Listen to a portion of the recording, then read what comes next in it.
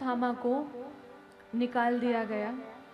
उसके बाद में आप लोग ध्यान से सुनिएगा, थोड़ी कथा सुनाने के बाद में, आज कथा का विषय बहुत बड़ा हुआ है, तो मैंने विचार किया कि विराम से पहले आपको एक भजन सुनाएंगे, फिर आरती कराएंगे, और अभी थोड़ी हम कथा में प्रवेश करते हैं।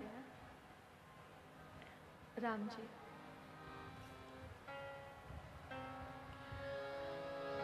तो हम सभी ने श्रवण किया महाभारत की कथा को। तो महाभारत युद्ध में जो लोग मारे गए थे उनका तर्पण आदि कराया गया है। आज आपको हम वो बात बताएंगे कि माताओं को श्राप क्यों लगा।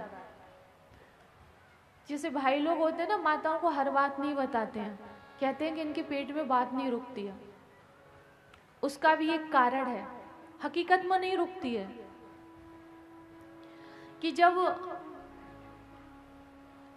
पांडवों ने महाभारत के युद्ध में जो लोग मारे गए थे उन सब का तर्पण किया अपने परिवारीजन का, तो माता कुंती ने ये कहा, जो पांडवों की मैया थी, माता थी, माँ थी, कि बेटा एक तुमको तर्पण और करना है। वो किसका? कर्ण का। कर्ण तुम्हारा भाई था।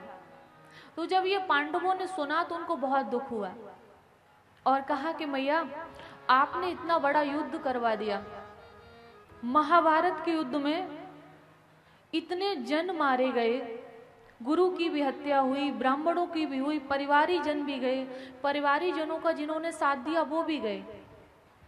अगर आप ये बता देती ना कि कर्ण मेरा भाई था तो शायद ये महाभारत का युद्ध नहीं होता।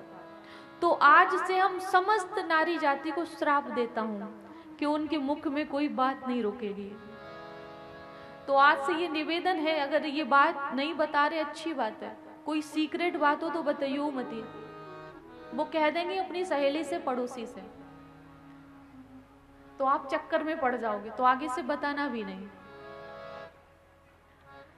आज आपको एक बात बताएंगे। आप लोगों ने बहुत बार एक प्रश्न किया है कि द्रौपदी के 5 पति क्यों थे। और शायद आप में से अभी भी किसी किसी का प्रश्न होगा, क्योंकि हमारे सनातन धर्म में तो यही है कि एक ही पति होते हैं। ये तो पढ़ा है और पढ़ने में आता भी है कि एक पुरुष की कई शादियां हुई, कई विवाह हुए, रानियां तो हैं लेकिन राजा साहब एक ही होते हैं। तो ये बहुत लोगों ने प्रश्न किया कि द्रौपदी के 5 पति क्यों थे। द्रौपदी पूर्व जन्म में किसी ऋषि की कन्या थी। द्रौपदी पूर्व जन्म में किसी ऋषि की कन्या थी, तो इनसे कोई अपराध बन गया था, इनका कोई प्रारब्ध था, वो प्रारब्ध तो नहीं लिखा है। तो उस प्रारब्ध के कारण ये गुणवान थी, सुंदर भी थी, शीलवान थी, दयावान थी, भक्तिवान भी थी, भजन आदि करने वाली थी, और बुजुर्गों की, ऋषि आदि की आज्ञा का पालन करने वाली थी, गुरु की सेवा करने वाली थी, सब कुछ था, लेकिन इनका विवाह नहीं हुआ। और समाज में देखिए हर युग में हर प्रकार के लोग थे।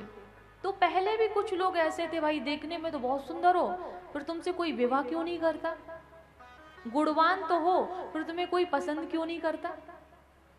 चरित्रवान तो हो, फिर तुम्हारी कोई प्रशंसा क्यों नहीं करता? तो इनको आत्मग्लानि हो रही थी कि बात तो ठीक है, लेकिन मेरा विवाह क्यों नहीं हो पा रहा, कोई मेरे योग्य वर क्यों नहीं मिल पा रहा।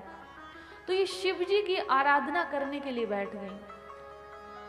शिव जी का इन्होंने तप किया और शिव जी प्रसन्न हुए। बहुत सालों तक तप करती रही। इनकी तपस्या से शिव जी प्रसन्न हुए और कहा कि मैं तुम्हारे तप से प्रसन्न हूं, वर मांग लो। तो इन्होंने, मतलब एक होता ना कि बहुत खुश हो जाता है कि जिसकी हम तपस्या कर रहे थे, जिसके नाम का जाप कर रहे थे, वो सामने खड़ा है। तो इन्होंने आवेश में आके कह दिया कि हे शिव जी, अगर आप मुझ पर प्रसन्न हो तो मुझे पति मिल जाए, पति मिल जाए, पति मिल जाए। इस प्रकार उन्होंने 5 बार कह दिया। 5 बार हो गया तो शिव जी ने कहा कि जाओ, तुम्हारा विवाह होगा और तुम्हारे 5 पति होंगे। तो उन्होंने कहा नहीं नहीं प्रभु, मैंने 5 पति नहीं मांगे, एक ही पति चाहिए, लेकिन पति चाहिए। तो शिव जी ने कहा कि मेरा वाक्य असत्य नहीं हो सकता है। तुमने आवेश माँ के जो 5 बार बोला है कि मुझे पति मिल जाए, पति मिल जाए, पति मिल जाए, पति मिल जाए, पति मिल जाए, 6 बार तो नहीं हो गया? काउंट किया था? तो कहा कि जब तुमने इस प्रकार कहा तो तुम्हारा जो आने वाला जन्म होगा उसमें तुम्हें 5 पति की प्राप्ति होगी।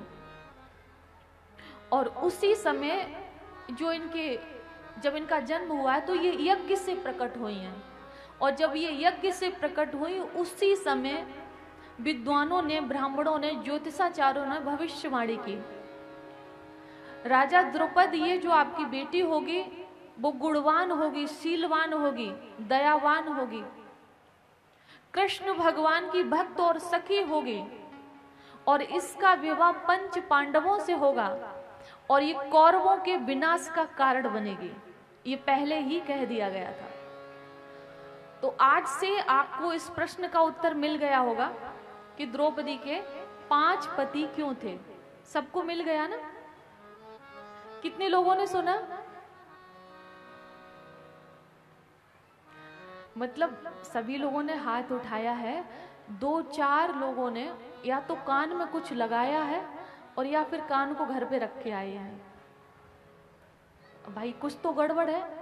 क्यों? परीक्षित महाराज, और हमारे परीक्षित महाराज भी इतना खर्च किया, इतने सरल बड़े सज्जन व्यक्ति हैं,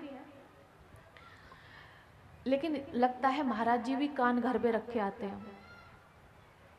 मैं कुछ पूछती हूँ तो महाराज जी का दिमाग ही नहीं होता है। और राजा परीक्षित पता है आपको, 7 दिनों तक बिना जलपान किए, भोजन किए कथा सुनते रहे। श्री सुखदेव जी भगवान ने कहा कि भाई थोड़ा जलपान कर लो, कुछ खा लो, कुछ पी लो।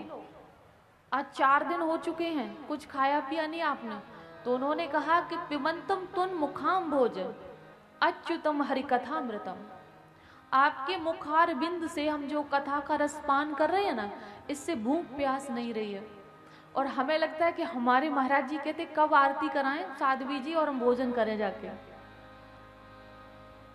हमें ऐसा लग रहा है। बोलिए वृंदावन बिहारी लाल की, राधा रमण सरकार की।